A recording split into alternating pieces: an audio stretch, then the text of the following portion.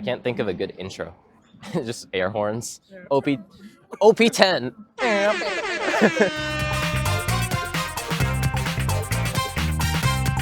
Today is the first OP10 championship worldwide, and I am going to be here on site in Tokyo Big Sight to talk about the meta, see the results, and also hopefully talk to some people. I first want to start by letting you know that this video is coming out extremely late. The tournament at this point has happened over a month ago, but unfortunately due to the other videos that I wanted to put out for OP09 before this OP010 video, I ended up being a bit late. As such, compared to my other videos where I talk about the championship as soon as they finish, this one's going to be more retroactively talking about how the meta has started. This means that I'm not only going to be going over the two championships that we had in OP10, but I'm also going to be going over some of the more general decks that have been showing up. One person in the Japanese community has been an extremely helpful contributor, and also I believe speaks English, is OP Hirata. Now, OP Hirata makes exceptional graphs and data, just working out of the kindness of his heart to create data for this game so that we understand the game a bit more. In week 1 of OP10, we didn't have any championships, but we did, of course, have many unofficial tournaments and, of course, official tournaments. So Hirata created this chart to demonstrate the play rate of all these decks. Now, this data is aggregated from many sorts of tournaments of varying skill levels, so there's going to be many different decks represented, but it's still quite rare to see this many decks occupying the top half. We have 6 decks occupying basically the top 50% of decks. Now, the highest play rate deck is Shanks. Shanks has actually only received 1 card in this set, but it's actually quite good. Kamisari, or I think in English, Divine Departure, is a 1 cost plus 3,000 to your leader only. However, it also has a main effect where if you rest 5 extra dong, meaning that it costs 6, then you can KO a 8,000 power or less. What this means is for Shanks, it's become much easier to be able to clear the opponent's board while still having a lot of defense. You don't actually use this card as proactively as you may think, due to the fact that 6 to only clear one of the opponent's board while not actually developing your own board can sometimes end up being slow, but having this extra option on what is just a 1 card for a plus 3,000 is actually really good. So Shanks players have been putting this in, but it's been helping to balance out the scale. So what are you playing today? I'm playing Red Shanks today. Red Shanks? Yes. Why did you decide to bring Red Shanks? Because personally I like Zoro, so the deck actually is different from the other kind of Shanks, so I don't run Surgery Uta, so I run Zoro instead in order to push opponent's life more. I see. So it's like a aggro Shanks, would you Yes, say? kind of an aggro Shanks. Okay. Yes. I see. Do you still run like 10 cost Shanks and stuff? Yes, I do still run Okay. Shanks. Okay. Yeah. How do you think that Shanks is in this meta? I think Shanks has no bad matchups until like recently, because like Yellow Kid I found is kind of tough. But other than that, it's kind of Really? doable, like 50-50 matchup. I see. Yeah. So like you just need to draw your parts because you don't have the searcher though? Yes, I So- just need to draw my parts. Okay, I guess that's, well, good luck today. I Yes. hope you win. I'll see you on the stream and Yes. then this will make this video better. Thank you. Right. I'll see you. Yeah.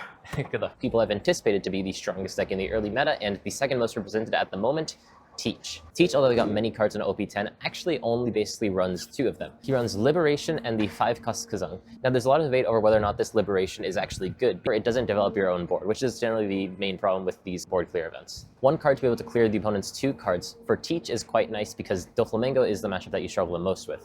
In this matchup, being able to clear the opponent's 2 4 costs is quite good because that just means that the opponent has 2 less attacks. Although you don't develop your board, you just need to stall until you can eventually get to a point where you can either safely play your Jesus Pages or you can start chaining 10 cost Teaches to eventually try to push over the opponent. The Doflamingo matchup is still going to be difficult despite this card, but it does tend to aid it a little bit, so people have been taking it in specifically for the Doflamingo matchup. 5 cost Kazan, on the other hand, is absolutely insane. Mathematically, there's no sense not to put in 4 of this card in my opinion. Basically, because of the way that Kuzang works, you play a card from your trash and draw a card, meaning that effectively you played a card at 0 hand cost because you recycle the Kuzang card and you still play a card from your trash. And as Teach has so few resources in this deck, just being able to have 1 extra card is significant. If you can play multiple Kuzans, then that's just even more value. Now, Kuzan can't be removed by effects, which means that if you can actually play him on 5 dong and get him to attack before using the effect, it also just accrues so much more value. However, even if you can't do this, because you can activate his main ability immediately, you can still play the character out of trash immediately and still get the draw. In this way, in the later stages of the game, on 8 or 9 dong, when you want to play Van Olga or even Jesus Pages, you don't need to hold onto them in your hand. You just need to have them in your trash and have Kuzang, because when you play Kuzang, you can play the card at 0 hand cost. So in this way, Teach has become significantly stronger due to these buffs, but the cards do not necessarily tip over the Doflamingo matchup, which is why Doflamingo, although the 3rd most represented deck, is still probably going to be the strongest. The reason why Doflamingo is the 3rd most represented deck, despite me thinking that he's the strongest deck, is probably due to the fact that he just didn't get any cards this set. Shanks and Blackbeard both got interesting cards that can help make the deck stronger, and people want to find ways to be able to deal with Doflamingo. As such, as people have been playing Doflamingo for several months at this point and are probably getting a bit tired of it, the play rate of Doflamingo has come down a little bit as people are experimenting in this early meta. Doflamingo's lists have not actually changed that much. It's just that people have been teching in more perfume and more gravity blades to be able to deal with things such as the mirror. Now, a good Doflamingo player can still beat Shanks as well as Teach, which are the two most represented decks, but there is a new deck in OP10 that can actually topple over Doflamingo, and that is, of course, the fourth most represented deck, Usopp. The Usopp deck actually has many versions, but the version that people have been leaning towards is a version that tries to fill up the board similar to the way that Moria does. As Usopp, if you have the stage Korida Koroshiyamu on the field, and then you play the 4-cost Zoro, you can clear an active character, and then with the stage effect, hit into a rested character. In this way, thanks to this Zoro as well as the 7-cost Kirosu that can both be played off of the new 7-cost Rebecca, the deck's extremely explosive, builds up the board very quickly, and can deal with these smaller characters very easily. Purple Luffy is still exceptionally consistent. Not only does it have a good Teach matchup, but it also has a decent Shanks and Doflamingo matchup depending on if you can win the dice roll. Purple Luffy lists also have not changed since OP09, so if you are playing Purple Luffy in OP09, then you'll be comfortable knowing that you don't have to buy any new cards for the deck. But I think the deck is still in a generally solid place in OP09 and continues to be so in OP010. I'm here with Unigunkan on Twitter. 今日はエリア大会もう終わりましたですかね。終わりました。今日は何使いました？今日はじゃーん、紫ルフィです。結構いますね、最近。そうですね、多いと思います。何を予想して紫ルフィを持ってきたんですかね？今日は青ドフラと赤シャンクスと黒ティーチが多い読みで、はい、紫ルフィを持ってきました。結果は当たりました？結果は初戦だけ赤シャンクス当たったんですけど、はい、他は当たってないです。なるほど。こういう大会って変なデッキいっぱいいますよね。本当に。なるほど。まあでも頑張ってください。今日はお疲れ様です。はい、ありがとうございます。The last deck in the top 6 most played decks is Yellow Kid. Now, I initially didn't really think that this deck would be that good due to the fact that there just aren't that many good yellow supernovas. However, due to the fact that your literally makes any of your yellow supernovas a blocker, even vanillas are good in this deck. For example, in the case of Cavendish, it's a 6-cost 8,000 blocker with 1,000 counter. And in this way, Kid plays a very interesting style where he's somewhere between Katakuri and Enel. He's not as defensive as Enel, but he's not as aggressive as Katakuri. But due to the fact that he has things like the Life Trash from 8-cost Kid that also becomes a blocker at the end of the turn due to the leader effect, he just has a lot of defense while still being able to be very aggressive towards the opponent's life. Now, these are only decks that are in the top half of the play rate. To talk through some of these more obscure decks as well as some of the tech cards that people have included to be able to reach the top, let's now move on to the championship deck lists from day 1 and day 2 of the Tokyo Championship. Today, let's start by talking about the winner's deck list first. Enel was the winner of this championship, and he used two very interesting cards, one of them new and one of them old. Enel generally you haven't seen very recently due to the fact that Teach absolutely destroys him. Essentially, 10-cost Teach alone shuts down the way that Enel wants to play the game due to the fact that he just can't use his leader ability, and regardless of the number of Raigos that the Enel player gets, he just simply doesn't have enough power to be able to overcome the sheer force that is Teach with not only 10-cost Teach, but the 4-cost Jesus Pajasa. Now, even though Enel won on this day, in retrospect, I don't think that this is actually a very strong deck, and I think that it was just catching people off guard due to the fact that people were using these new cards that people weren't aware of. The first of these new cards and a new addition in OP10 is the 2000 counter X-Drake. Now this X-Drake, when you're at equal or less life than the opponent, you can rest him to rest the opponent's 4 costs or less. Now this is of course a very good card in Green and Yellow Law, but it's also very good in NL due to the fact that he likes to take his life a lot. And as it rests a 4 cost or less, if the Teach player decides to play Jesus Bajasa in the early game before NL wants to start playing his larger characters, NL can punish that extremely easily with X-Drake. By resting it with X-Drake and hitting it with his leader or any character that sticks to the board, Bajis is under attack much earlier than he wants to be, and as such, the Teach player needs to give him up. We saw this exact scenario happen on stream in the Teach versus NL matchup in the top 8. And due to the fact that people weren't really aware of this potential in NL, people were making this mistake even in Top Cut, of course. This is one of the strengths of bringing a more obscure deck. Now, the other card that the NL player was running for this Teach matchup as well is Lucy. This Lucy, although it's slightly complicated in how it works, effectively lets you draw one card while also being able to rest the opponent's 4-cost or less. What this means, of course, is that if the opponent plays Jesus Bajutsu, you can also deal with that with this one card. As such, the plan that this Enel is playing around, presumably, is to fight the Jesus Bajutsu with these 2 cards, and to fight the 10-cost Teach with Raigo. And then in this way, he was able to take over the matchup. Now, the reason why I say this matchup still isn't winning for Enel is due to the fact that Teach players have since learned how to fight it. Teach players will now just be careful of these cards and play Jesus Bajutsu on the 8 or 9 dong turn when Enel's going to want to start playing his larger characters. As such, Teach is adapted to the matchup to make it slightly more difficult, but I do think that if people just aren't really aware of the new cards, especially in the early meta, as we saw in this video, of course, that Enel can actually shine, and on this day, he was king, as he was able to take down not only Doflamingo in the finals, but of course Teach in the top 8 match. One list that I found very interesting, not because of how unique it is, but of how simple it is the Shanks list that got top 16. Now, this Shanks list, of course, is not actually that special if you look at it. In fact, it runs a very similar package to what we saw at the start of OP09 in Japan. The reason why people stopped playing this package in Japan is because it loses to Doflamingo. Although cards such as Lucky Roo and Usopp are very good in the mirror, Doflamingo doesn't have that much difficulty getting over them due to the fact that they have things like 4-cost Law, and of course 2-cost Teach makes it very easy to make a 7,000 power stat line. As such, people swayed away from a more red hair pirates-oriented Shanks to create a more sort of good stuff Shanks. However, this deck, although unfortunately lost to Teach in the top 16 match, beat 5 Doflamingos on its way to the top cut. Now, first of all, there aren't that many Doflamingo players, so hitting this many is probably much more than he expected to hit, as this is the sort of list that's very good in the mirror. Despite this, however, he did end up beating all of the Doflamingos that he ended up hitting. This list, of course, runs the new 1-cost Kamasari, as well as the new 4-cost Chopper that looks like Sanji, as we've mentioned, and all of the generic top end that you're used to seeing this deck. However, it did extremely well. Whether that's due to his straws or the way that he was playing, or even the way that people were expecting the deck to play compared to how it ended up playing due to the different cards that he had in the deck, we can't actually tell. But we do know for sure that it did reach top 16, beating many Doflamingos. So if you are struggling with your Shanks list and do want to play something more simple in the Red Hair Pirates package with a Searcher, this is honestly perfectly fine because it's, of course, proven to work. The first new leader, and one that surprised a lot of people in making the top cut, was Green Yellow Law. Now, Green Yellow Law, although I personally thought that he could be very fun and strong, people weren't really rating him that high. However, he did end up making it to the top 16 on this day. Now, there's one issue that really plagues this deck. You can either tech really hard for the Shanks matchup, or you can tech really hard for the Teach matchup. If you tech hard for the Shanks matchup, this means that you're putting in things like 4 5-cost Bonnies to be able to lock the opponent out of their dong, and many low-cost blockers to be able to control the game until you get to a point where you can overrun the opponent with your 5-cost 6,000 characters. On the other hand, there's a version that does well against Teach. This version of the deck runs things like the 3-cost Mihawk, the 4-cost Hawkins, and the 3-cost Zoro to exploit the fact that Teach doesn't use his early game this early in the game to try to spread out the board very quickly with high-value rush or high-statted characters with good effects on them. The list that did well in this tournament is, of course, the version that does well into Teach. Although it did end up losing to Teach in the top 16 match, it did end up beating one in the preliminary rounds. It does also still run the cards that are good into Shanks, so perhaps this is a good balance between the two lists to be able to find a way to be able to deal with both. Although we don't see this deck too much, it is still quite strong into the correct matchups, and if you just really want to play Red-Green Law, I do think that this is the deck for you, because it is quite strong and also very fun, which we don't see too much recently in the wake of things like Red Shanks and Black Teach. And in the vein of new leaders, here's another one.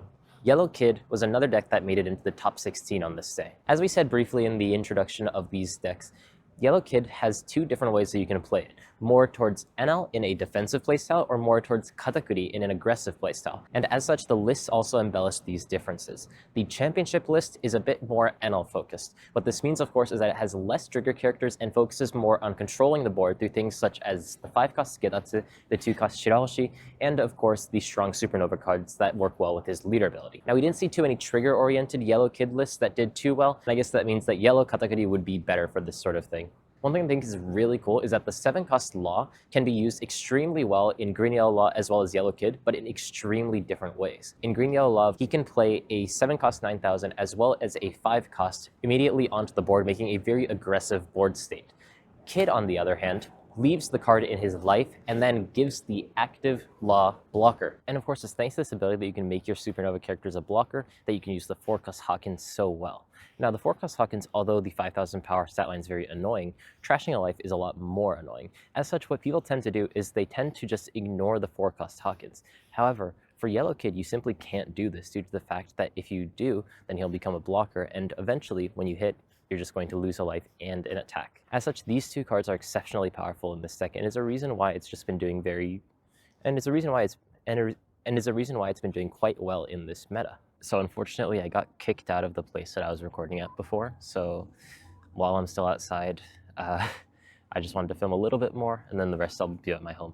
Kind of sucks because it takes me like 30 minutes to bike to the location. I don't know why I put myself through that. If you guys are appreciating these weird backdrops, of course, please let me know in the comments. And of course, while you're at it, maybe consider subscribing if you haven't already. It does help me a lot and lets me know that you guys are enjoying the content, and of course motivates me to go to these more stupid locations again. Anyways, while I'm still outside, let's talk about Bonney. Now, Bonney was one of the few decks on day one that actually went 9-0 in the preliminary rounds. Although it did end up losing in the top 16 match, it went lossless in the preliminary rounds. Now, the new cards that it got are not actually direct buffs to Bonney because they're punk hazard cards, therefore they aren't searchable. Now, Bonney already has a lot of problems with a lot of her cards not being searchable, and this does technically add to that, but the cards are just so good that it does help Bonney out a lot. The first one that I want to talk about is the 5-cost Smoker. If you've played this deck, you'll know that 5-cost Cavendish is exceptionally powerful in this deck due to the fact that you can use its ability to get Dome back to be able to use for your leader ability at the end of your turn. Now, if you don't have this Cavendish, although you can still play through things like Carrot, you don't really have as much of a powerful play. The 5-cost Smoker, although it's counterless, still has a very similar effect while also having Banish. Every turn you can restand 1 Dong, which is great for this leader, and of course the 5-cost 7000 power line is very good because that's one of the things that Bonney has struggled with in the past in just not having enough power in the early game. This card adds a lot of consistency to the deck, and although it's counterless, I think it's definitely worth the slot, and then this list, due to the fact that it has counterless, only ended up putting in 3 into the deck, but nonetheless, it ends up being in a way that you have 7 Cavendish. The other card is the new 3-cost Tashigi. Now, the 3-cost Tashigi is kind of similar to the Roshinante, but different. The reason why they're similar is because they're both very good when standing next to 8-cost Kid. Now, the reason why 2-cost Roshinante is good is because when he stands next to the 8-cost Kid, he can defend 8-cost Kid from being KO'd by effects. This doesn't stop him, however, from being bounced or bottomed by effects. The 3-cost Tashigi, when one of your friendly characters are removed, can instead rest herself. Because she's rested and not sent to the trash, it can be used over and over again, and behind 8-cost Kid's wall, you can't really get rid of this 3-cost Tashigi. As such, against decks where 8-cost Kid is strong, it becomes effectively unremovable by anything but sheer force. Although these two cards may feel a bit redundant with the cards that we already have in the deck, it's due to this redundancy that we actually can increase the consistency of being able to find these cards in the late game to be able to lock down the game plan that we want to play through. This deck ended up finishing in the top 16, but I definitely think that Bonney, in the right meta, can do well. To be fair, I do think that it can struggle a bit with the way that Doflamingo players are building with lots of gravity blades, but as the meta shifts, these decks can always come around to shine. I'm here again with day 2. Now, it's a bit windier today, but this is the first time ever in Japan that we've had 2 championships 2 days in a row. Obviously, the Tokyo Championship is very large, as Tokyo is the largest city, so we usually have 2 championships, although they are usually split up by 1 week. As such, we generally get to see how the meta evolves because people in the same area are testing and evolving based on the same meta. However, as the championship ended just yesterday, I don't know how much the meta is actually going to change. Will we see more Enel? Will we see more things like Yellow Kid? Let's find out. Nice to meet you. Nice to meet you. What are you bringing today? I'm bringing Lim actually. Lim. Green purple. Green Lim. purple, yeah. Why did you decide to bring Lim today? It's like a mix of opportunities. Like people don't really know Lim at the moment, even though she's gaining popularity. Right. And she's kind of straightforward to play. I Like, see. you can make some mistakes because you still need to do some the right order of playing stuff and you're reactivating your cards, but compared to other decks that could be strong, she's maybe easier to pick up, Right. or like Usopp maybe. Like it's very early, and I'm not a morning person, so the less mistake I do, the better it is. That's a good strat. It's also a very strong deck, I think, with the new additions. Mm. Like the What kind of Focus threats? Milk is kind of strong, like as a finisher. Yeah. The 9-cost Zoro also is Right. kind of crazy, like you can run to it and then just finish the game. So I think it's a deck pretty strong against meta decks like Teach. No, I mean, that's Fingers crossed I don't hit the Flamingo, that's all. I'm at the Tokyo Championship with Kun-chan. です。サンダルも一緒にワンピカ好き、くんちゃんです。今日は何使うんですか？今日はラシなんですけど、はい。カテゴリーおー使おうかなと思ってます。なるほど。10段の片栗。なんか強化ありましたっけ？そう、8機がやっぱ強くて偉くて、ああ、はいはいはい。 8機ね、これね。はいはいはいこれね。これね、8機って強くて、うんで、あとダムのパンキー入れてます。なるほど。で、超新星型ではなくて、うんビッグマムにちょっといじってみようかなっていうので、あー8キとダムドだけ入れて、今日は臨もうかなと。結構アグロって感じですかね。そうではアグロというよりかは、ちゃんと縦守って大型を出せるようにして、はい。で、8機出して、カウンター値の、ハンド入れ替えして、カウンター値揃えて、10万もちゃんと出せるようにしたいなっていうプランは取ってて。環境ではどんな感じなんですかね。いや、個人的にははい結構立ち位置いいと思ってて、はいただ、環境トップのドフラだけめちゃくちゃきつい。ああ、そっか。それ以外だったらいける感じ。そうなるほどいけるかなと思って持ってきてます。頑張ってください。ありがとうございます。頑張ります。So after walking around a bit, it does seem to be that there are a lot of Enel today. It seems like yesterday's winner actually swayed the play rate of Enel pretty significantly. It's quite interesting to see that the meta adapts this fast because usually people are very averse to this kind of change. However, there is also the factor that a lot of people just enjoy playing yellow in general, which could also contribute to this. Nonetheless, we are seeing a lot of Enel today, so it'll be very interesting to see what actually makes into the top cut. The top 16 has been announced, and as we can see, there's still a dominance of Doflamingo, but we are seeing a lot more Teach today than we did yesterday. I didn't necessarily see more Teach today than I did yesterday, so I'm a bit surprised about this.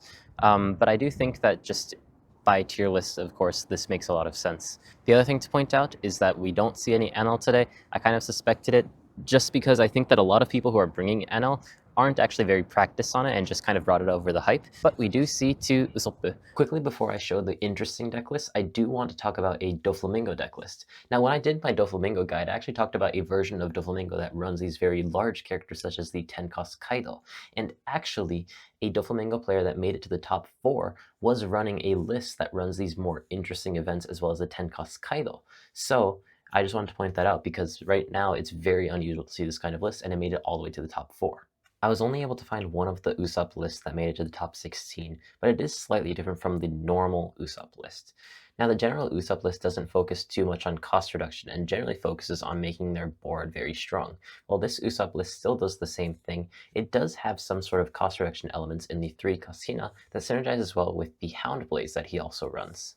In this way, he plays a little bit more of a technical game reminiscent of someone like Sakazuki.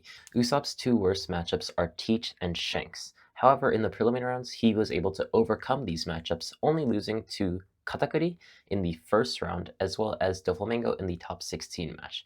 Unfortunately, though Doflamingo is a slightly winning matchup, something must have happened for his run to end this short. However, as he was able to beat these matchups that are considered losing, maybe there is something to this Usopp deck that people don't know in this version of the deck. Next, let's talk about Zoro. Now, Zoro, although he doesn't seem like he actually got that many buffs, actually did get one buff in OP10. Recently, the most standard version of Zoro runs the Enel package. This version of the deck relies on the 3-cost chopper and the other 3-cost choppers and the other choppers to be able to play your board very quickly to create a board that was a little bit stronger than the old version of Zoro. Now, this deck, although it doesn't seem like it got buffs in OP10, actually got one card, and that is this Sanji. Now, why did this Sanji help out the deck? Well, it's because if you look closely, this card's not actually Sanji. Being one of the best red 2000 counters, as well as being searchable off of this card, is just a great addition to the deck, and also due to the fact that it's named Chopper, it has all the interactions that the other choppers have. According to a post by this Zoro user on Twitter, the reason why he brought this deck is because he thought that the meta would be filled with Purple Luffy, Shanks, and Blackbeard, and Zoro apparently beats all 3 of these decks. And as we saw from his game day, not only did he beat all of these decks when he fought them, he also beat things like Bonney and Green-Yellow Law to eventually lose to Doflamingo in the top 8 match. Nonetheless, Zoro was a very good pick for this tournament, losing only to Doflamingo throughout the day, so I think that his read was quite good. I hope that you guys enjoyed this video. I had a lot of fun filming it and talking to lots of people at this championship. I won't be able to do all of these all the time, but when I can, I definitely will. If you guys enjoyed this video, make sure to like and subscribe, and I will see you guys next time. Bye-bye.